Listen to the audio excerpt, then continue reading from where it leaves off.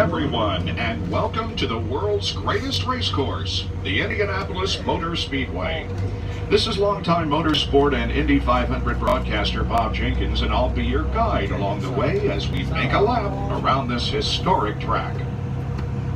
If this were 1908, we would currently be driving through the fields of the old Presley farm. The majority of roads at the time were unpaved and not accommodating to anything beyond horsebound travel. Indianapolis entrepreneur Carl Fisher had the idea to build a facility where automobiles could be tested and races held for constructors to showcase their new creations. As a result, in 1909, the Indianapolis Motor Speedway came into being. The first series of races held on track had to be cut short as the original surface of crushed stone and tar proved unsuitable for high speeds.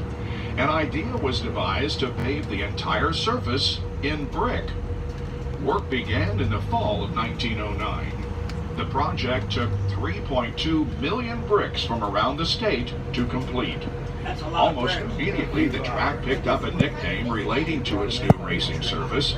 Today, people around the world know the Indianapolis Motor Speedway as the Brickyard. After 2 years of racing, attendance began to decline. Fisher, along with his partners James Allison, Arthur Newby, and Frank Wheeler, decided it would be best to hold one epic race every year. The Indianapolis 500 was conceived to be held every May around Memorial Day. Ray Haroon won that first 500 in the locally constructed Marmon Wasp. The day was a huge success, and the greatest spectacle in racing was born. Hey. Nobody's coming? We enter the track between turns 1 and 2 onto one of our short chutes, each of which measure 1/8 of a mile and are located at the north and south ends of the speedway.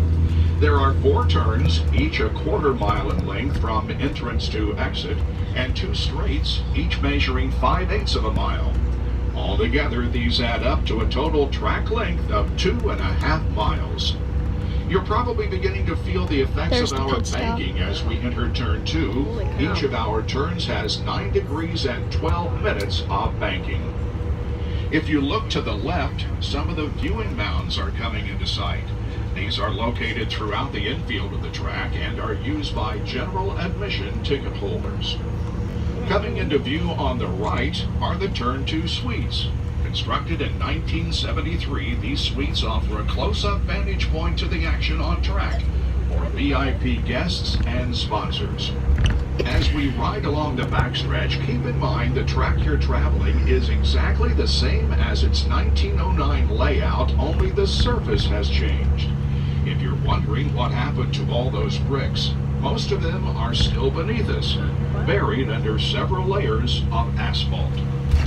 If Indy cars were on the track right now, you would see them speeding by at roughly 235 miles an hour. This would allow them to cover a football field in 9/10 of a second. For safety purposes, we keep our buses restrained to a more leisurely pace. You may have noticed a golf course on either side of us. The original course was opened in 1929 and underwent a major redesign in 1992 to accommodate PGA specifications and the modern game. There are now 4 holes on the inside of the track and 14 beyond the back straightaway. The LPGA and Senior PGA Tours have held tournaments here.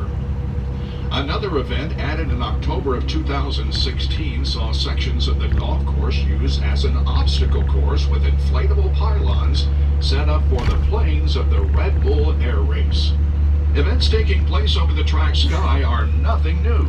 The very first competition held upon opening in 1909 was a balloon race, and in June of 1910 the Wright brothers were part of a major aviation showcase here. The official IMS logo, the wings and wheel, highlight the automotive and aviation history of the Speedway. Up ahead is turn 3. As we travel through the turn, be sure to look to your right along the wall. You will notice the SAFER barrier in front of the hard concrete. SAFER is an acronym for Steel and Foam Energy Reduction. This safety feature was developed by researchers at the University of Nebraska-Lincoln in conjunction with the Indianapolis Motor Speedway. It was first installed here in 2002. The safer barrier is responsible for saving many drivers from serious injury and can now be found in nearly all major racing facilities in the United States. Famed World War I flying ace Eddie Rickenbacker purchased the Indianapolis Motor Speedway in 1927. Captain Rickenbacker actually raced in the 500 before he learned how to fly an airplane. He successfully guided the track through the Great Depression and installed many major safety improvements, most notably green and yellow warning lights in 1935. During World War II, the track was shut down as the nation's attention shifted to the conflict overseas. Unlike the First World War, where the ground served as an aviation repair and refueling depot, the track was largely unused from 1942 to 45 and began to be reclaimed by nature.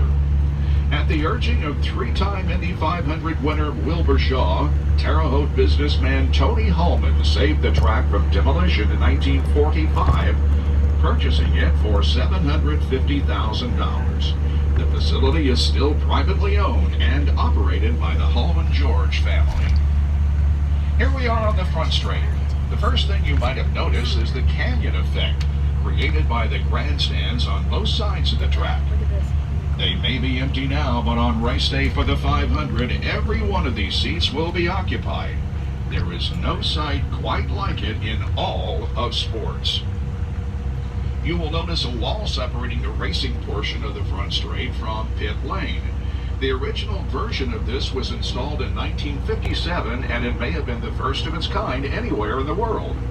This innovation allowed an area for cars to slow while being separated from the high-speed action on track. During the early days of the 500, pit stops would last several minutes, often with a relief driver temporarily taking over for the exhausted original. Today, IndyCar crews can change a full set of tires and fuel up a car in less than 10 seconds. Coming into view on the left is Victory Podium. The unique design of this structure is a combination of the trophies of the Indianapolis 500 and Brickyard 400. Both can frequently be seen on display within the museum. The tall building adjacent to Victory Podium is the Pagoda. The current structure opened in 2000 and is the location for timing and scoring, master control, media broadcasts, and private suites. It is the equivalent in height to a 13-story building and offers a breathtaking vantage point of our track and downtown Indianapolis from its top floors. There have been several different versions of the Japanese-style pagoda throughout the history of the track, dating back to its earliest days. Running through the pagoda and onto the racing surface is a link to the past, the Yard of Bricks. Every brick you see dates back to the original surface in 1909. The front stretch remained predominantly brick until October of '61, when the entire track was paved with asphalt, with the exception of this narrow strip. These bricks remain as a fitting testament to all of the drivers, past and present, who have come to central Indiana in search of racing immortality. The checkered flag is out! Goodyear makes a move! Little Al wins by just a few tenths of a second! Perhaps the closest finish in the history of the Indianapolis 500! It was the closest finish in the history of the Indianapolis 500 in 1992, when Al Unser Jr. beat Scott Goodyear by 43 one-thousandths of a second. A unique tradition has developed involving the bricks you are about to visit. From 1911 to 1994, the Indianapolis 500 was the only race held here at the Speedway. Beginning in 1994, a second race was added, the Brickyard 400 for the NASCAR series. After winning the third race in '96, Dale Jarrett wanted to do something special to pay homage to the storied history of the track. At the urging of his crew chief Todd Parrott, he made his way to the Yard of Bricks, bent over, and gave them a kiss. This tradition is now performed by winners of every major event here at the Speedway. Okay, we'll be letting you off the bus at this point to give you an opportunity to participate in our brick tradition here if you'd like to. Just some rules. Appreciate if you stay around the bus and the bricks and on the track. Guys, that'd be good if you didn't climb the walls and the fence. We have a winner here. I gotta go. Like and subscribe. Favorite. We'll just stay